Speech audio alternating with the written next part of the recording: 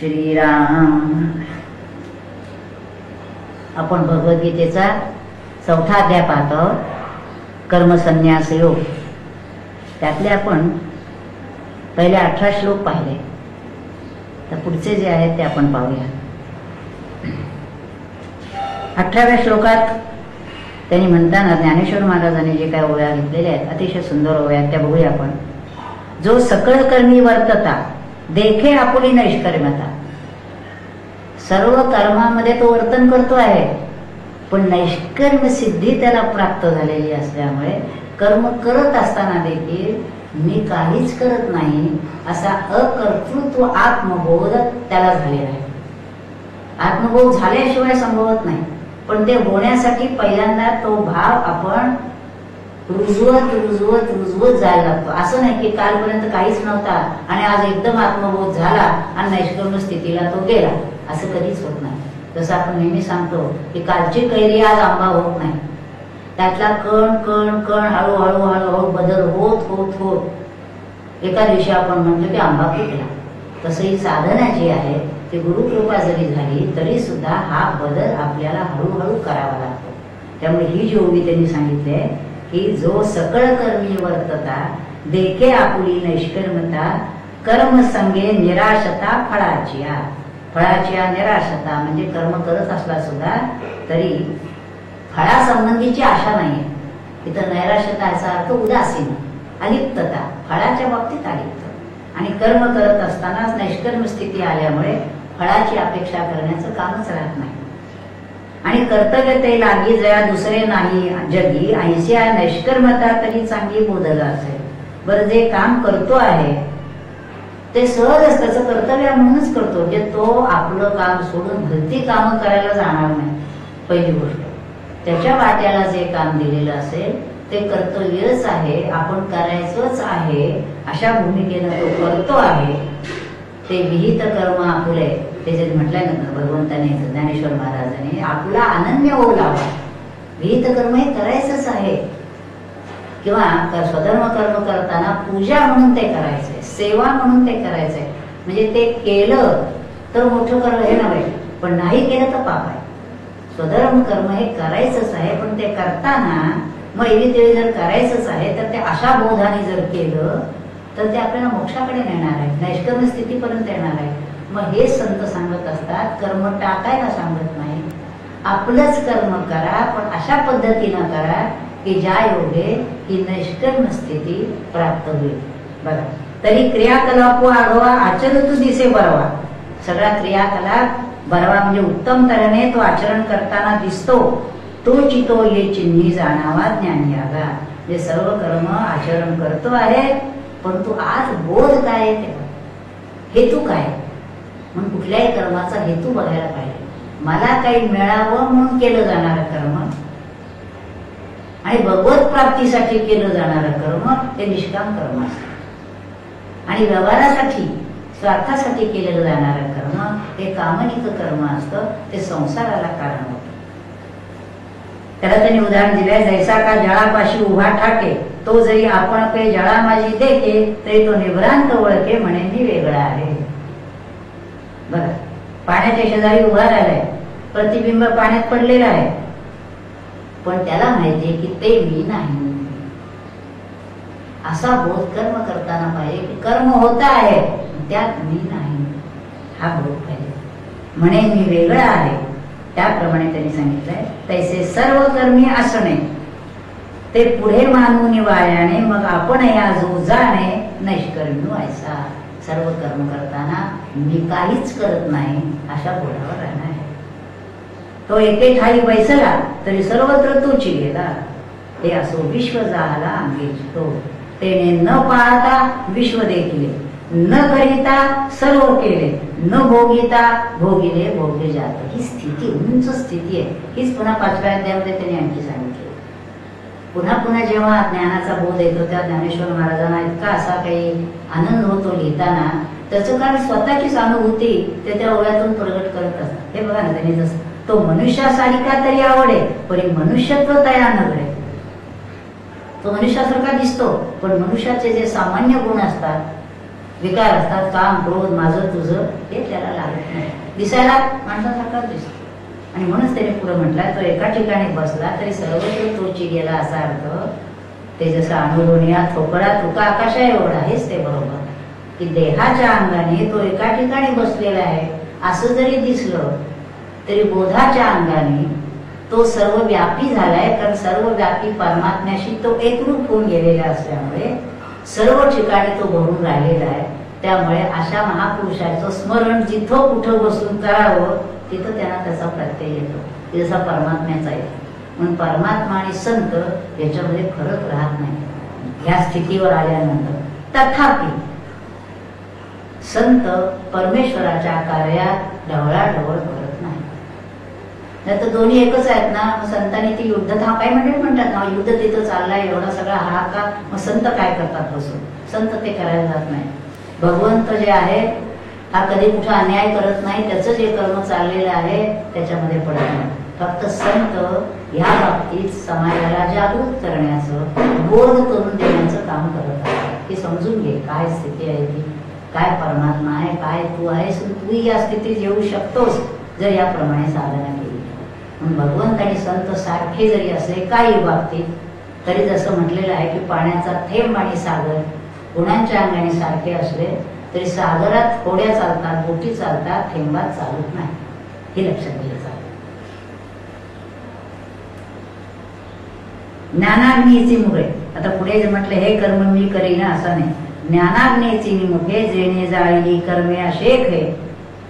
ज्ञानाग्नीच्या तोंडात ज्यांनी सगळी कर्म जाळून टाकली तो काय करतो? तो परब्रह्मची मनुष्य वेखे ओळखतो. तो मनुष्य वेशात दिसला तरी ते परब्रह्मच आहे. स्वरूपानंदांच्याकडे पाहिल्यानंतर म्हणा परब्रह्म हेच परब्रह्म. पाहायचंय का तुम्हाला? परब्रह्म निर्गुण निराकार नाही ना तुम्हाला परमात्मा कळत? तो परमात्माच परब्रह्म रूप सगुण आकार घेऊन आलेला आहे, तो त्याला पहा. मग तो कसा असतो? शरीरी उदासू, फळभोगी निरासू. शरीराच्या पासून सुद्धा लिप्त असतो, फळभोगाच्या पासून निरासू, कसली आशा नाही, नित्यता उल्हासू होऊनी असे. मग आता काहीच नकोय तर असा बसला असेल निराशू नाही, उल्हासू. कर्मात उल्हास आहे, काहीही मिळवायचं नाहीये, तथापि कर्म करण्यात उल्हास आहे. त्याचं कारण त्यांनी दिलेलं कर्म आहे. म्हणजे कर्म कसं तरी करून टाकणार, कसं असं नाही, परमेश्वराने दिलेलं कर्म आहे, त्याची शक्ती आहे, उल्हासाने करतोय. जो संतोषाचा गाभारा, संतोष त्याच्या ठिकाणी, संतोषाचा गाभारा, आत्मबोधाचे ओगरा, पुरे न म्हणेची धनुर्धरा आरोगता. आत्मबोध आहे, संतोष झालेला आहे आणि तो आनंद, ते सुख आरोगता म्हणजे खात असताना, सेवत असताना पुरे कधी म्हणतच नाही.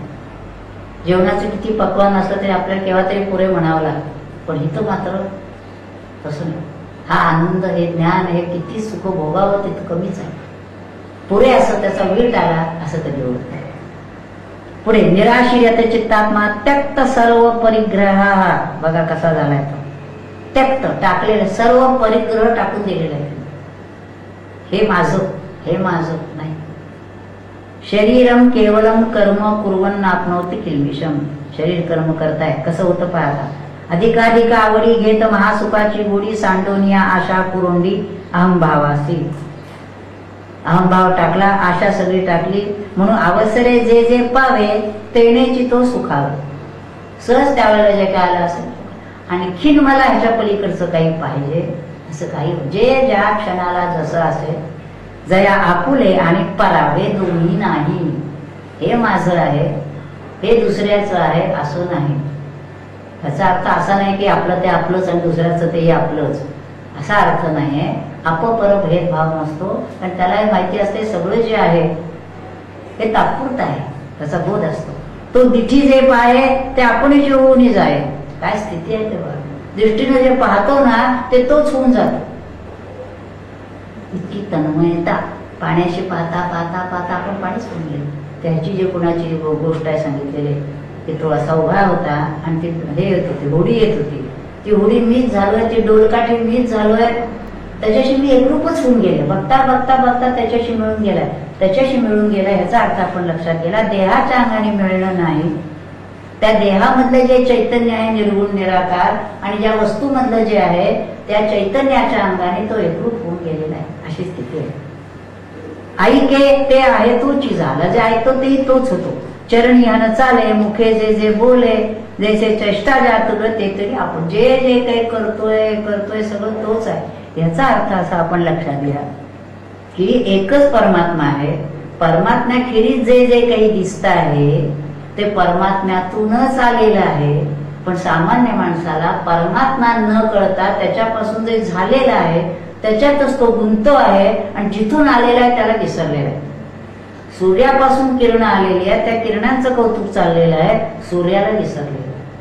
पण जेव्हा सूर्याला पाहिलं जातं तेव्हा लक्षात येतं त्याचीच तर किरण आहे. त्याला हा बोध झाला, त्याला तो जे पाहतो ते, जे ऐकतो ते, जे चालतो ते खातो ते सगळं तोच तर आहे. ज्याचा विषय तो झाला नारायण म्हटलेला, त्याला प्रत्येक गोष्टी तोच दिसत असतो. हे असो विश्वपायी जयासी आपण पे वाचुनी नाही. या विश्वामध्ये ज्याला आपल्याखेरीज काही नाहीच आहे. आता कवण ते कर्म काही बाधित आहे ते. आता ते कर्म त्याला कसं बांधणार, सगळं आपणच झालोय असा त्याचा बोध आहे. मग हा मत्सरू जे तो उपजे, मत्सर जिथं निर्माण होतो ते तुले नुरेची जया दुजे. दुजे पण असेल तर मत्सर निर्माण होतो. दुजे पण ज्याचं संपलेलं आहे तो निर्मत्सरू काही म्हणे. आता म्हणायला पाहिजे का तो निर्मत्सर आहे? तो आणि मी असं वाटतच नाही. म्हणून सर्वांपरी मुक्तू तो सकर्मुची कर्मरहितू. कर्म करत असतो पण कर्मरहित असतो. सगुण परिगुणातीत तो दिसतोय गुणात. मग स्वामीजी म्हणायचे मी दुकान करत असताना मी दुकानात नव्हतो, मी संसार करत असतानाही मी संसारी नसतो. हे काय ते हे वाचायला लागलं की लक्षात येतं. ते असून नसल्यासारखं कसं आहे. तो देह सांगे तरी ऐसे परी चैतन्यासारिखा दिसे. पाहता परब्रह्माचे निकसे चोखाळू भला. परब्रह्माची तुलना करायला गेलं ना तर तशाच सारखाच तो आहे. ऐसाही परी कौतुके जरी कर्मे यज्ञाधिके तरी ती लल्या जाती निश्चेके. अनेक कर्म त्यांनी जरी केली तरी ते कर्म तिथल्या तिथंच कर्मातून ते संपलं, तिथे पुढं काही नाही असं पुष्कळ त्यांनी म्हटलंय. आणि तिथून मग 24व्या श्लोकापासून ते पुढचे जे श्लोक आहे ते जवळजवळ 33व्या श्लोकापर्यंत संबंध यज्ञ प्रकरण त्यांनी घातलाय. 99 प्रकारांनी त्यांनी यज्ञाचा अर्थ, यज्ञाचा अर्थ काय आहे? त्याग करणं, देऊन टाकणं, आहुती देणं. म्हणून ते वेगळ्या वेगळ्या प्रकारचे त्यांनी हे घेतलेले आहेत, यज्ञ केलेले आहेत. आणि बहुविधा यज्ञ असं त्यांनी म्हटलेलं आहे. तर ह्या यज्ञामध्ये सांगितले तरी सर्वांमध्ये श्रेष्ठ यज्ञ जो आहे श्रेयान द्रव्यमया यज्ञात ज्ञान यज्ञ परंतप. सर्व यज्ञामध्ये ज्ञान यज्ञ हा श्रेष्ठ आहे. म्हणून सर्वम कर्माखिलम पार्थ ज्ञाने परिसमाप्यते. सगळे जे जे काही करत असतो त्या सगळ्याची समाप्ती ज्ञानामध्ये झाली पाहिजे. जी काही जीवनात आपली धडपड करतो आहे त्या सगळ्याचा परिणाम ज्ञान प्राप्त होण्यात झालं पाहिजे. ते ज्ञान प्राप्त झालं संपलं त्या. पण तसंही संपत नाही. ज्ञान प्राप्त झाल्यानंतर देखील पुन्हा भक्ती करायला पाहिजे. जया सोहम भाव हा अटकू असं म्हटलंय, तोच मी अशा बोधात यायचं नाही. म्हणजे विचार चालला होता की पहिल्यांदा सोहम आणि सोहम मधला अहम देखील काढायचा. नुसता सहा राहता तरी देखील पुन्हा तू देव आणि मी भक्त. आणि भगवंतांनी स्पष्ट सांगितलंय की पूर्ण बोध करून घेणं आणि पुन्हा माझी भक्ती करणं हा भक्त मला जास्त प्रिय आहे. तसं इथं आहे. आता हे जे आहे हे ज्ञान प्राप्त झालं म्हणजे ज्ञानाचं महत्व काय सांगितलं त्यांनी. पण हे ज्ञानाचं महत्व कळलं, पण हे ज्ञान मिळणार कुठं? कोण देणार आपल्याला ज्ञान? त्याच्यावरती भगवंतांचा श्लोक आहे. तद्विधी प्रणिपातेन परिप्रश्नेन सेवया उपदेक्षन्ति ते ज्ञानम ज्ञानिना तत्वदर्शिना. जे ज्ञानाचं महत्व एवढं सांगितलंय ते ज्ञान जर प्राप्त व्हायला हवं असेल तर त्यांना शरण जा. जे कोण ज्ञानिना तत्वदर्शी जे ज्ञानी आहेत त्याला तू शरण जा. कसा? त्यांना प्रणिपात कर, त्यांना परिप्रश्न कर, त्यांची सेवा कर. मग ते उपदेक्षन्ति ते ज्ञानम, ते तुला ज्ञान सांगतील. ते ज्ञान पैगा बरवे, बरव ज्ञान आहे. जरी मनी हाती आणावे तरी संतांनी हा भाजावे. सर्वस्वेसी, सर्व भावाने त्यांना भाजा. ते काय? ज्ञानाचा पुरवठा. ज्ञान त्यांच्या ठिकाणी राहतं. त्याला कसं मिळवावं? सेवा हा गारवंटा. ते ज्ञान जर मिळवायचं असेल तर सेवेच्या अंगाने गेलं पाहिजे. तो स्वाधीन करी सुबटा ओळखून त्यांची सेवा करा. आणि ते ज्ञान आहे ना ते आपल्या स्वाधीन करून घ्या. मिळवा ज्ञान ते. तरी त्यासाठी तनु मनु जीवे चरणासी लागावे. आणि अगर्वता. आता त्यांचं दास सेवा ना आम्ही करतो आहोत, आम्ही त्यांची सेवा करे.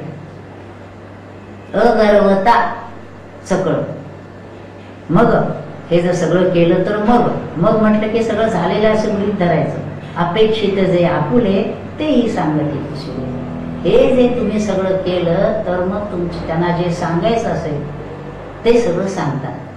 जसं असं म्हटलंय की ज्यांना घरचे जो मालक आहे त्याला समजा कुठं जायचं असलं तर ते सांगतात नोकराला, अरे तू हे जनावरांचं बघ, अरे तू हे गाडीचं बघ, तू अमक्याचं बघ. हे सगळं बघून झालं की जो मुलगा असेल त्याला जवळ बोलावून हळूच सांगतात, तुम्ही या सगळ्यांच्यावर लक्ष ठेव.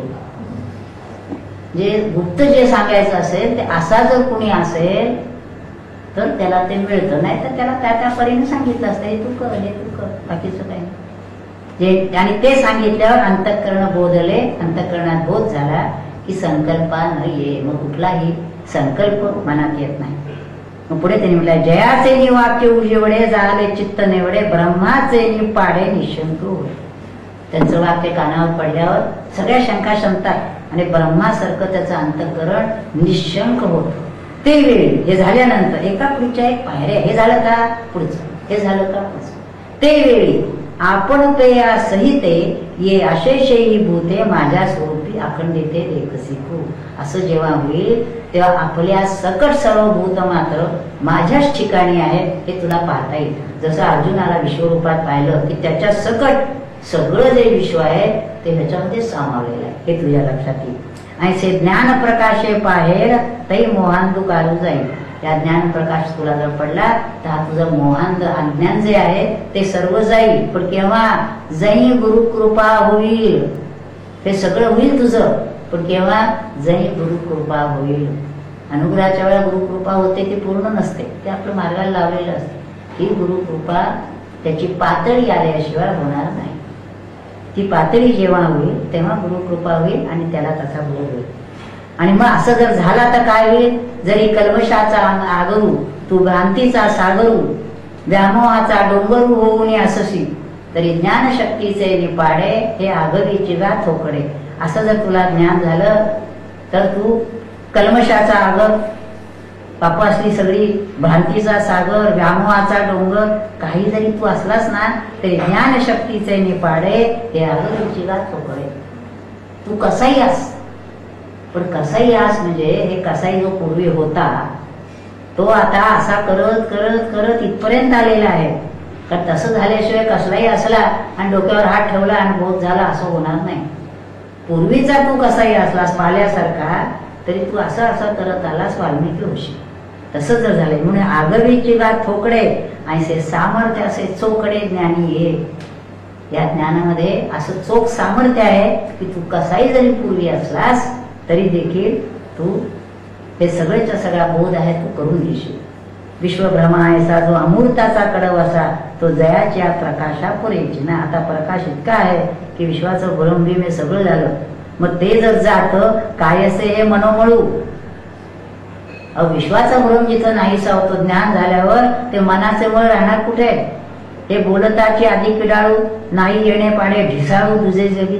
जर कुणी म्हणाला असा झाला आणि त्याला मनोमळ राहायला संभवतच नाही.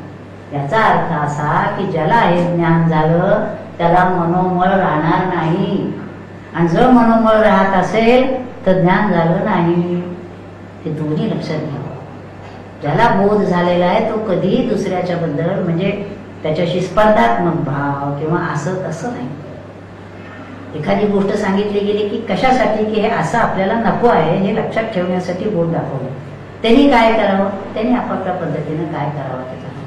पण त्याच्याबद्दल ज्ञानी पुरुषाच्या मनामध्ये राग द्वेष मत्सर असा कुठलाही भाव नसतो. उलट करुणा असतं की ह्याला बोध व्हावा, अजून कसं लक्षात येत नाही, व्हायला हवं. पण त्याच्यापेक्षा मी का माझ्यापेक्षा तो हा जो मनोमळ आहे हा त्याच्यामध्ये कधी राहणार नाही. याच्यावरून आपण त्याची परीक्षा करता येते. आता पुढे येते दासी भुवनत्रयाची काजळी जे गगना माझी ते प्रळयेचे वाटोळी काय अभ्रपुरे. त्यांनी त्याला उदाहरण दिलेलं आहे निर्णय की एकदा ज्ञान झालं म्हणजे त्याच्या पुढे काही राहत नाहीत. नाही ज्ञानेन सदृशम पवित्रम इह विद्यते. तत्स्वयं योग संसिद्ध कालेन आत्मनि विंदती. 38वा श्लोक आपण बघतोय. त्याच्यात त्याने म्हटलेलं आहे, ज्ञानासारखं पवित्र दुसरं काहीही नाही. हे ज्ञान, ह्याचा अर्थ इथं आत्मज्ञान. इतर ज्ञान ही वेगळी, पण आत्मज्ञान हे सर्वात श्रेष्ठ. म्हणून इथं त्यांनी असं म्हटलेलं आहे की जैसी अमृताची चवी निवडीजे, तरी अमृताची सारिकी म्हणीजे, तैसे ज्ञान हे उपमिजे ज्ञानेसीची. उपमा द्यायला तत्सादृश्य काही असलं तर उपमा देता येते, नाही तर उपमा कशाची देणार. जसं 9व्या अध्यायामध्ये म्हणताना म्हटलेलं आहे की 9व्या अध्याय हा 9व्या अध्यायासारखाच आहे. राम रावण युद्ध हे राम रावण युद्धासारखंच आहे. त्याला दुसरी तुलना देता येत नाही, कम्पेअर करता येत नाही ह्याच्यासारखं हे, असं नाही. तसं इथं म्हटलं आहे, हे ज्ञान म्हणजे ज्ञानच, त्याला दुसरी उपमा देता येत नाही. आता यावरी जे बोलणे ते वायाची वेळ फोडणे, तर साचची हे पार्थ म्हणे जे बोलत असा.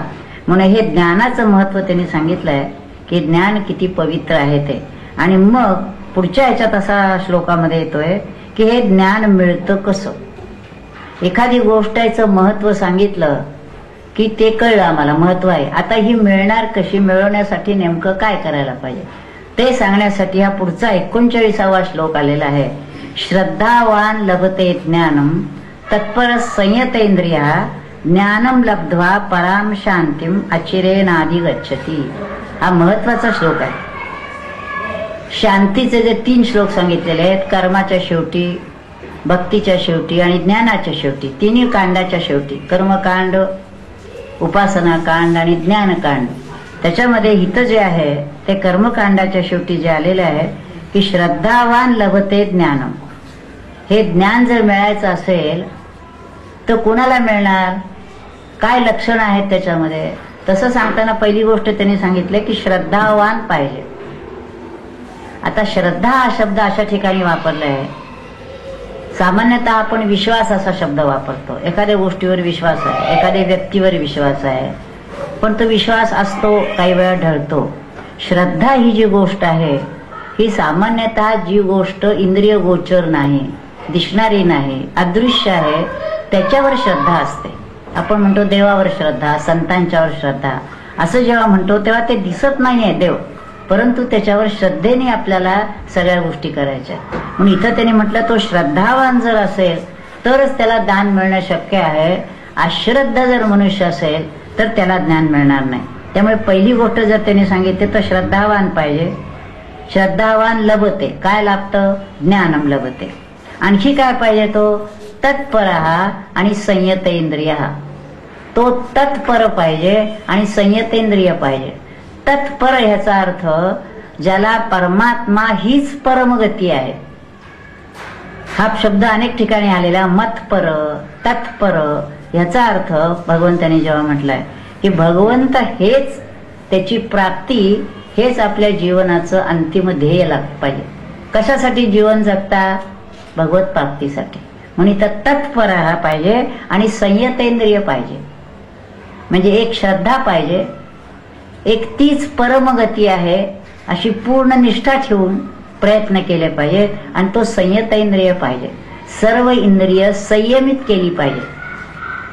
ज्ञानेंद्रिय आहेत, कर्मेंद्रिय आहेत, मन आहे, बुद्धी आहे, सगळं संयमित झालं पाहिजे. कसंही अधवा तधवा जर वागत असेल, बोलत असेल, खात असेल, पाहत असेल तर त्याला हे ज्ञान संभवत नाही. ही 3 महत्वाच्या गोष्टी त्यांनी सांगितल्या, श्रद्धावान, तत्पर आणि संयतेंद्रिय.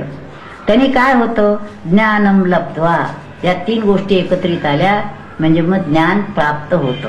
आणि ज्ञान प्राप्त झालं म्हणजे मगच पराम शांतीम अचिरेण अधिगच्छति. अचिरेण म्हणजे ताबडतोब. ताबडतोब ह्याचा अर्थ 4 जन्मात. आत्ता लगेचच्या लगेच श्रद्धावान तत्पर झालं आणि पुढच्या क्षणाला ज्ञान झालं असं नाही. अचिरेण म्हणजे त्या जन्मात काय होतं, ज्ञान प्राप्त होतं. आणि ज्ञानाचा परिणाम पराम शांतीम, परम शांती, शाश्वत सुख, शाश्वत शांती त्याला प्राप्त होते. संत हे शांत असतात.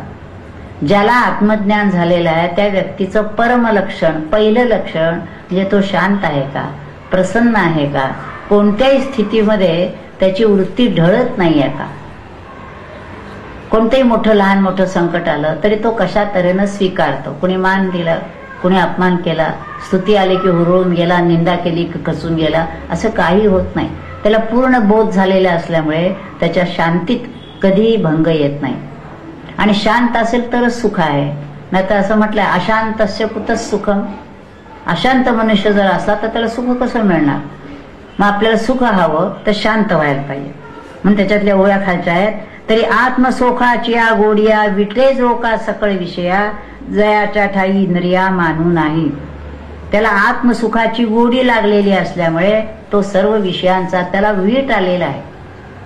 देहधारणेपुरतं विषय सेवन होत आहे, पण मला हे पाहिजे असं न होता हे विषय नकोत असं त्याला वाटायला लागतं.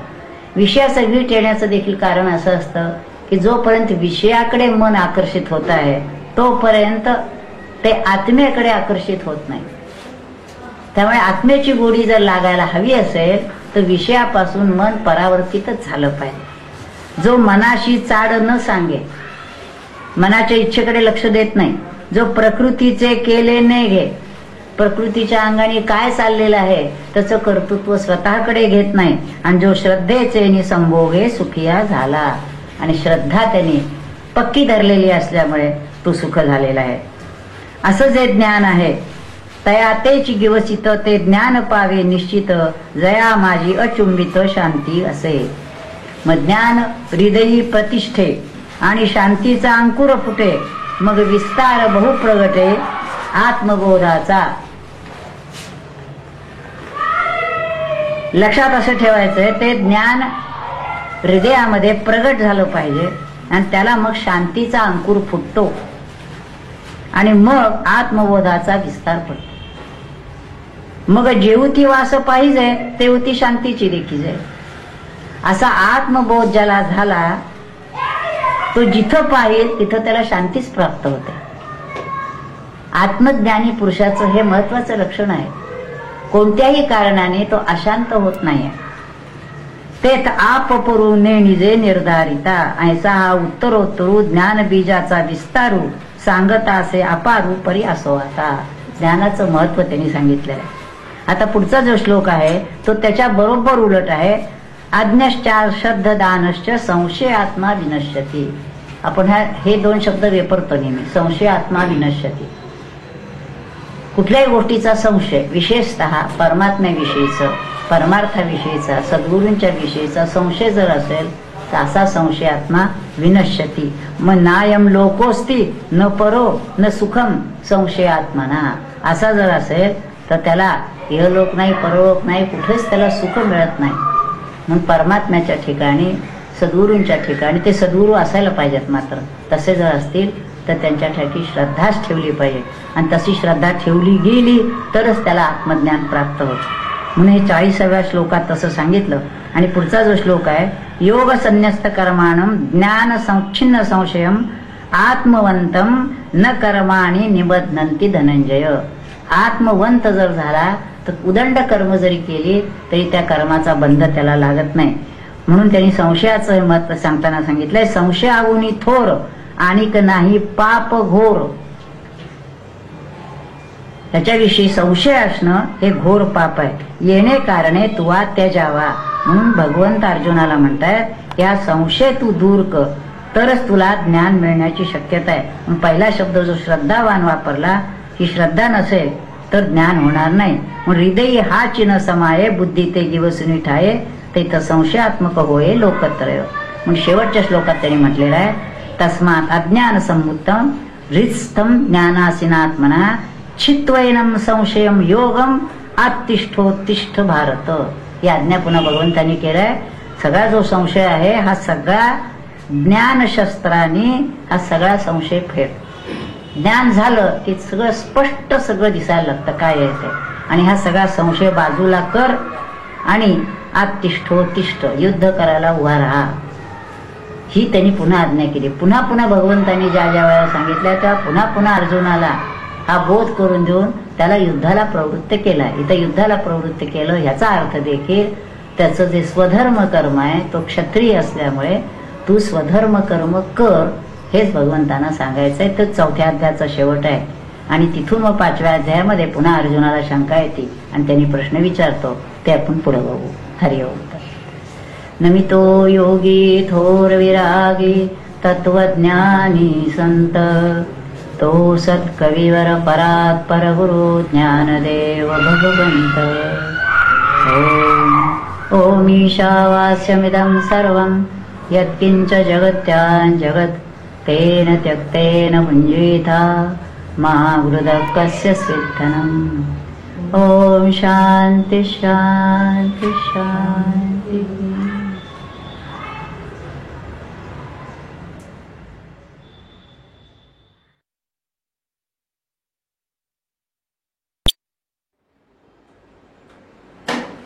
श्रीराम.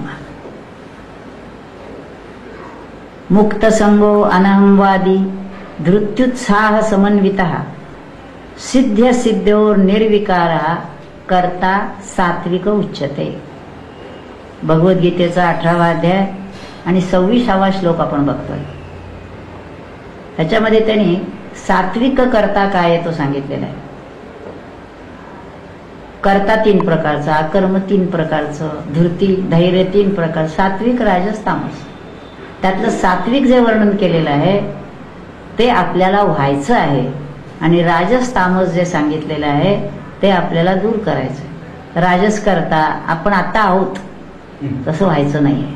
तामस करता आपण थोडंफार तरी ते घालवून सात्विक करता कसा असेल तसं आपल्याला व्हायचंय, तर आपल्याला साधनेमध्ये प्रगती करता येईल.